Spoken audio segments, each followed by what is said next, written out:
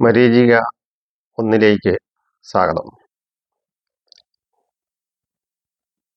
ഒരിക്കൽ ഒരു രാജാവ് തൻ്റെ പടയാളികളോടൊത്ത് വനത്തിലേക്ക് യാത്രയായി. പടയാളികൾ, കുതിരപ്പടകൾ, വിദൂഷകർ, മന്ത്രിമാർ എന്നുള്ളവരെല്ലാം ഈ കൂട്ടത്തില് ഉല്ലാസ യാത്രയായിരുന്നു.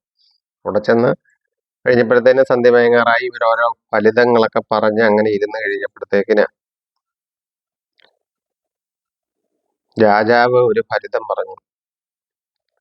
വിദൂഷകർ അന്നേരെ അത് കേട്ട് ചിരിച്ചു. തൊട്ടു പുറകെ മന്ത്രിമാര് ചിരിച്ചു. കുറച്ചു നേരം ആലോചിച്ച് നിന്നിട്ട് അതിന്റെ അർത്ഥം മനസ്സിലാക്കി പടയാളികൾ ചിരിച്ചു. കുറെ കഴിഞ്ഞ്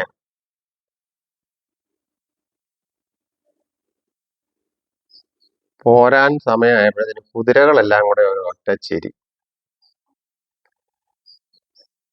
പക്ഷേ അവിടെ ഒരു കാട്ട് കഴുത നിൽപ്പുണ്ടായിരുന്നു. ഈ കഴുതയ്ക്ക് ഈ സംഗതി എന്താണെന്ന് മനസ്സിലായില്ല. അതിന്റെ പൊരുള് മനസ്സിലാകാതെ വന്നു കഴിഞ്ഞപ്പോഴത്തേക്കിന്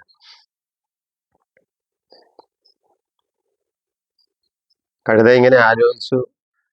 നടന്ന് പടയാളികളും അവരുമൊക്കെ പോയി. നടന്ന് വന്ന് പിറ്റേ ദിവസം ഈ സ്ഥലത്ത് വന്നെത്തി. കഴുത അങ്ങനെ ആലോചിച്ചു. പിറ്റേ ദിവസത്തെ സൂര്യാസ്തമയായി.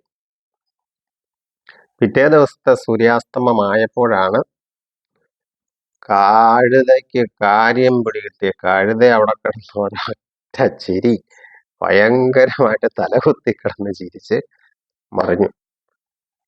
ചില ആൾക്കാരുണ്ട്, നമ്മൾ എന്ത് കാര്യങ്ങൾ അവരോട് പറഞ്ഞാലും അവർക്കത് മനസ്സിലാക്കാൻ ബുദ്ധിയില്ല. നമ്മുടെ കൂട്ടത്തിലൊക്കെ തന്നെ മിക്കവാറും കാണും, അല്ലെ? അത് അവരെ ആക്ഷേപിച്ചതല്ല, അവർക്കത് മനസ്സിലാക്കാനുള്ള ബുദ്ധി കുറവ് എന്നാണ്. അങ്ങനെയുള്ളവരോട് വളരെ വേഗം കാര്യങ്ങൾ അരിശപ്പെട്ട് നിൽക്കുമ്പോൾ, വേഗം കോപിച്ച് നിൽക്കുമ്പോൾ പെട്ടെന്ന് കാര്യം പറഞ്ഞ് കൊടുക്കുന്നത് ഉത്തമമല്ല. അവർക്ക് പറയാനുള്ളതെല്ലാം പറഞ്ഞ് അവരുടെ മനസ്സിന്റെ വിഷമം തീർന്നതിന് ശേഷം അവരോട് കാര്യങ്ങൾ പറഞ്ഞു കൊടുക്കുക എന്നതാണ്. അതല്ലേ ശരി?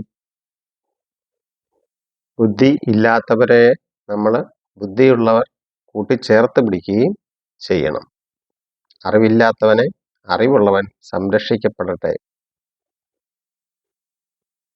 എന്ന വാക്യമാണ് എനിക്ക് പറയുവാനുള്ളത്. മറ്റൊരു വിഷയവുമായി വീണ്ടും കാണാം. കഴിയുന്നത്ര ആൾക്കാർ ലൈക്ക് അടിക്കുകയും സബ്സ്ക്രൈബ് ചെയ്യുകയും ചെയ്യണമെന്ന് അറിയിച്ചോളൂ.